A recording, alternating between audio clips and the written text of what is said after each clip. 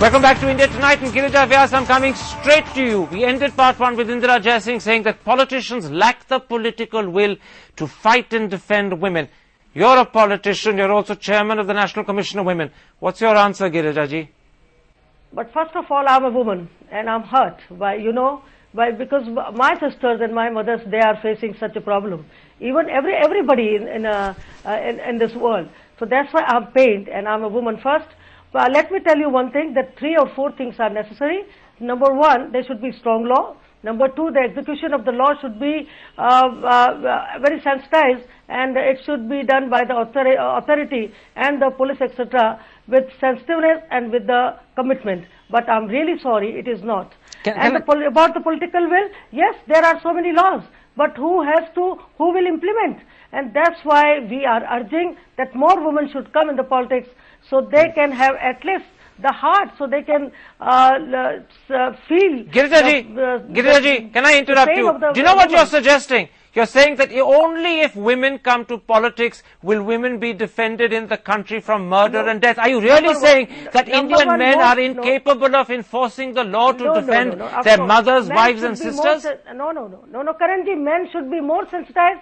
They have heart, but they don't have sometimes the political will. But I'm not blaming only the politicians, because they have passed all the acts, etc., by the parliament. But the implementation part of these laws and these acts are not good. And that's why there is a need for coming the civil society also, the role of the media also. So 5 pillars I'm indicating. Number 1, the strong law. Number 1, the execution of the law. Number 3, the role of the civil society. Number 4, the awareness programs by we people, by us, and by number NGOs. 5? And number 5, the role of the media. So all of us should go together.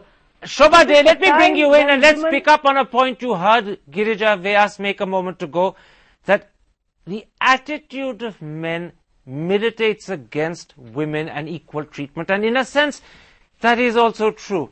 Would you accept that at the end of the day we may claim as men to love our mothers and our sisters, but we mistreat our wives and we make life hell for our daughter-in-laws? Is this Indian hypocrisy, or is there some other explanation that just completely eludes me?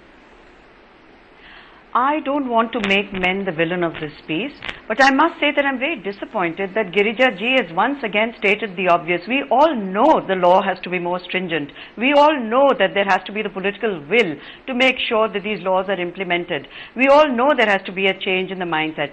My point is completely different. It's because we are so lax about it that families, men and women included, including mothers-in-law, let's not let them off the hook, sisters-in-law, and often other family members are responsible for these ghastly, horrific and cruel deaths. So it's not just about men attacking women, it's not just about society at large not taking this issue seriously enough. It's every single person involved in this heinous act, and quite often I'm ashamed to say it's also women. So why are we failing our women as women ourselves? It's not about getting more women into politics, as Girija has suggested a little naively. We are in an election year. And if this is going to be the kind of populist stand taken by people in positions of power, I'm sorry, that's not good enough. We have to prosecute these people. We have to make sure that society at large sees that they're penalized, they're thrown into prison, that jail terms are served. Otherwise, nothing will happen. Everybody will turn the other way and say, again, this is, Mia Bibi Ka Manga. Let me bring in Indira Jaising at that point. Indira Jaising, let me put it like this. I'm once again taking a cue from what you heard Girija Vyas say.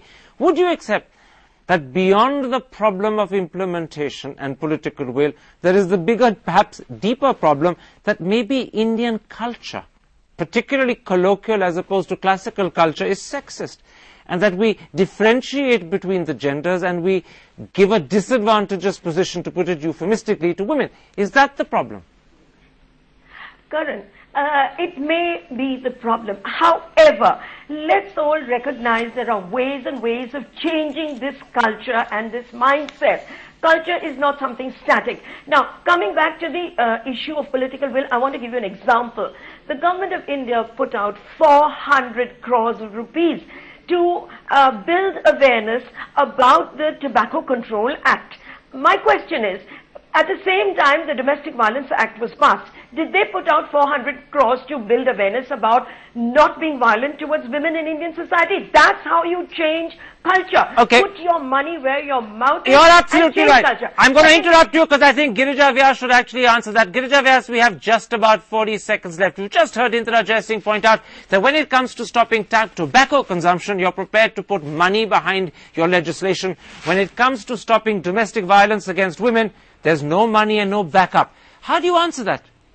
No, I agree with Indira ji, because we made the law, and the implementation part we are fighting that the planning commission should give more money to the states also. No, but hang on a moment. You're the chairman of the national, you're the chairperson of the National Commission of Women. If you agree there's a problem, what are you doing about it? Mindset in general should be changed.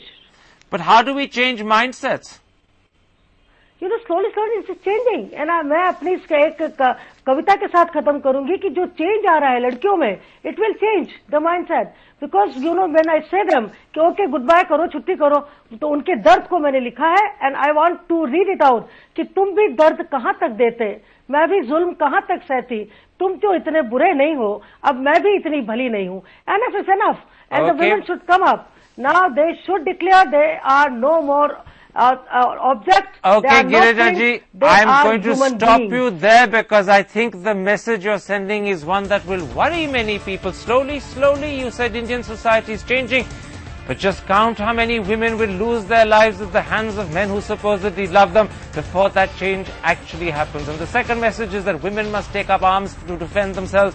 Does that really mean that Indian men are not capable of doing that for the women that they love? It's a worrying thing for me to hear as a man. It must be a worrying thing for many Indian women to hear as well. But my thanks to all three of you for joining me, to Girija Vyas in particular, who I know was reluctant to come on this show, and I thank her for having agreed to do so. It was a difficult show for you, Mrs. Vyas, and thank you for agreeing to come on. And my thanks also to Shobha De and Indira Jai Singh for joining me. And if you have been, thanks for watching. Goodbye. Good night.